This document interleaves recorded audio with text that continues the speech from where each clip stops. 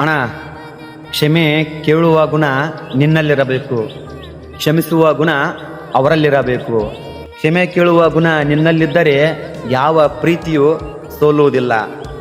ಕ್ಷಮಿಸುವ ಗುಣ ಅವರಲ್ಲಿದ್ದರೆ ಯಾವ ಸಂಬಂಧವೂ ಸಾಯುವುದಿಲ್ಲ. ಯಾಕಂದ್ರೆ ಆ ದೇವರ ನಮಗೆ ಒಂದು ಜನ್ಮ ಅಂತ ಕೊಟ್ಟಿರ್ತಾನ.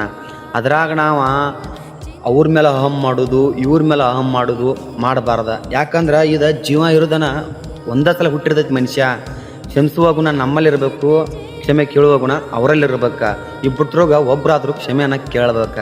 ಯಾಕಂದ್ರೆ ಮನುಷ್ಯ 4 ದಿನ ಇರ್ತಾನ. 4 ದಿನದಾಗ ನೆಮ್ಮದಿಯಿಂದ ಇರ್ಬೇಕಂದ್ರೆ ಎಲ್ಲರೊಡನೆ ನಗಿಸ್ಕೊಂತ ಸಂತೋಷವಾಗಿ ಇರುವುದನ್ನ ನೆಮ್ಮದಿ. ಈ ಜೀವಕ್ಕೆ ಎಷ್ಟೋ ಕೋಟಿ ರೊಕ್ಕ ಇರಲಿ, ಏನೋ ಇರಲಿ, ನೆಮ್ಮದಿ ಇರ್ಲಿಕ್ಕಂದ್ರೆ ನಾವು ಹುಟ್ಟಿದ್ದು ವೇಸ್ಟ್ ಅನ್ನ. ಅದಕ್ಕಾಗಿ ಎಲ್ಲರೂ ನೀವೇನೋ ತಪ್ಪು ಮಾಡಿರಿ ಅಂದ್ರೆ ಅವ್ರ ಕಡೆ ನೀವು ಕ್ಷಮೆನ ಕೇಳ್ರಿ. ಅವ್ರು ನಿಮ್ಮ ಕಡೆ ಕ್ಷಮೆ ಕೇಳಾಕತ್ತಾರಂದ್ರೆ ಆ ತಪ್ಪನ್ನು ಅರ್ಥ ಮಾಡ್ಕೊಂಡು ಇನ್ನೊಂದ್ಸಲ ಮಾಡಬೇಡತ್ತೇಳಿ ಅವರನ್ನು ನೀವು ಕ್ಷಮೆ ಮಾಡಿರಿ. ಯಾಕಂದ್ರೆ ಮನುಷ್ಯನ ಜೀವ ಒಂದು ಸಲ ಹುಡ್ತೈತಿ.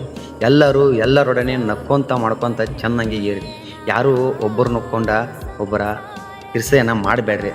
ದಯವಿಟ್ಟು ಎಲ್ಲರೂ ಬದುಕೋದ 4 ದಿನ ಬದುಕ್ತೇವೆ, ಅದ್ರಾಗ 4 ದಿನ ನಕ್ಕೊಂತ ಚೆನ್ನಾಗಿ ಬದುಕುನು.